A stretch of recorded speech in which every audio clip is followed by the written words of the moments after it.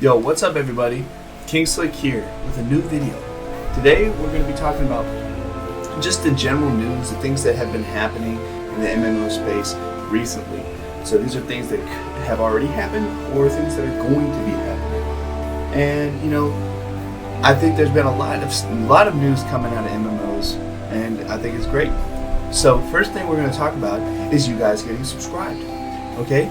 Everybody who gets subscribed to me is helping me out, okay?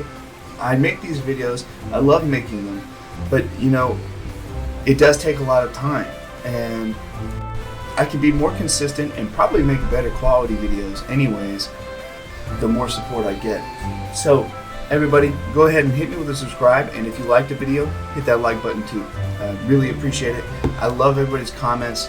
I do read them all. However, again, I have a lot of work at my real job, and it is what it is. But first thing we're really going to be talking about is the WoW-centric stuff. So first thing I want to talk about is something everybody already knows about.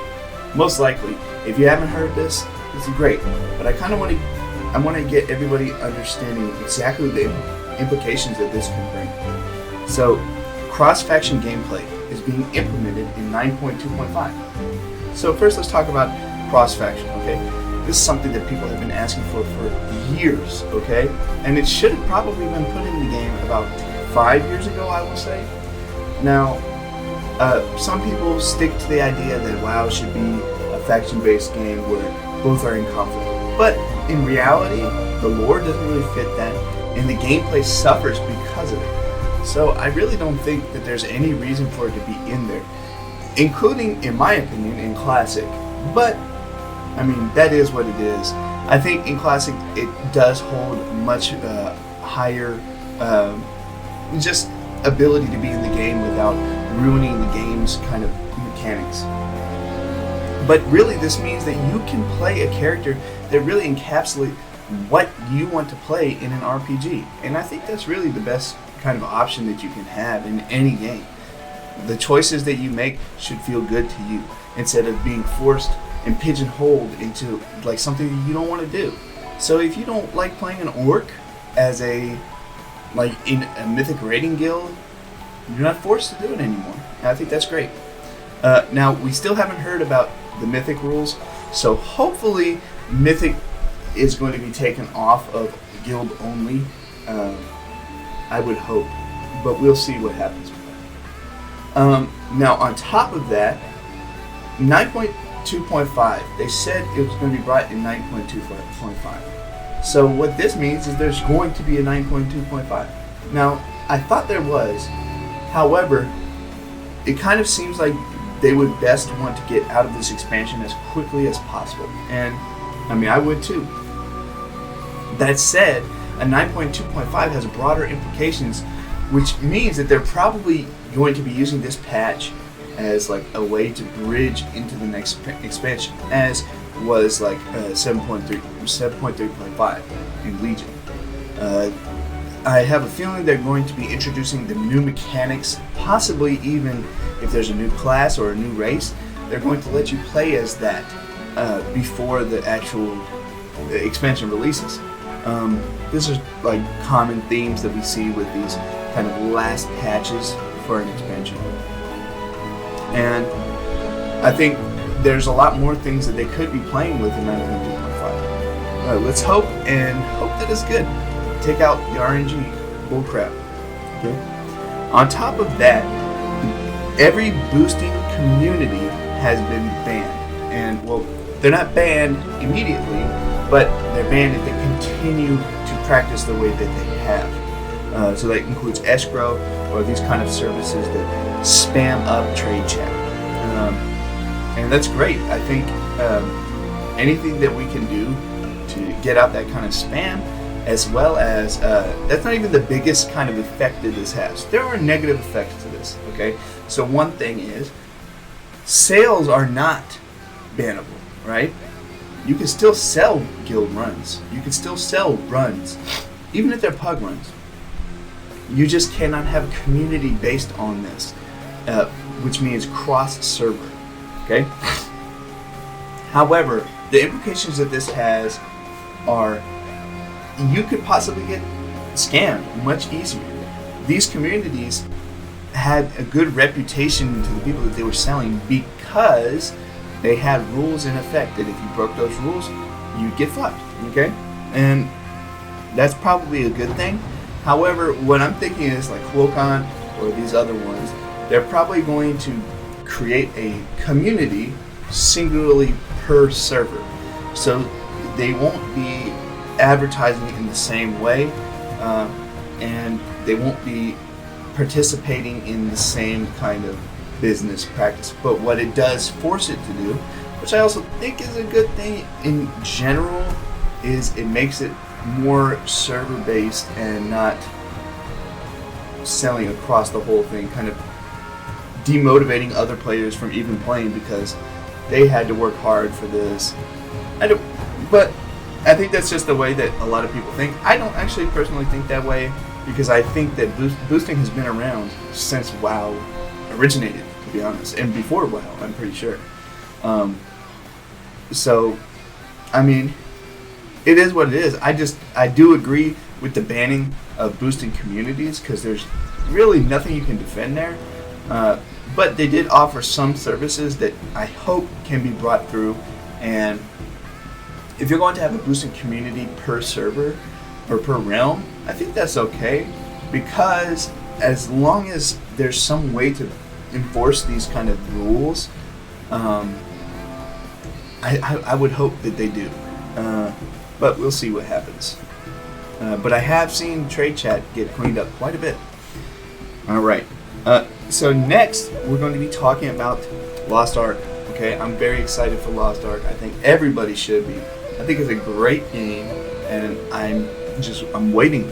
I'm going to be playing as soon as that shit drops. Okay, the 8th, I got the I got the little early thing because I'm buying a little founders pack. Okay, I already did. And I would hope that other people are doing that too, because I mean, if you want a game to do well, I mean, you can't expect a game to do well on nothing. Okay. So, I'm not saying that everybody should buy one, but I'm saying that I am supporting them. So, yeah, Lost Ark will be launching on the 11th. However, if you have bought a Founders Pack, you'll be able to play on the 8th. So, you can preload on the 7th and then play on the 8th. I don't know if you can preload without the Founders Pack, but with the Founders Pack, you can. And I'm very hyped. It looks great. I just can't wait. They've already confirmed DX11 on launch, and that's great. Other than that, we have a new ESO expansion coming out. So the next ESO expansion is called The High Isle, the Legacy of the Britons. Okay, so this is looking pretty cool too. I love ESO. I love the story. The story is great, or more so the lore, but the story is really good too. Okay, and I can't wait. Like, I thought the last X Pack was really good, and this one's going to be really good too. They've never really disappointed me. Actually, they usually just bring my hopes up for the game. I think it'll be great, and I kind of want everybody to go ahead and try it.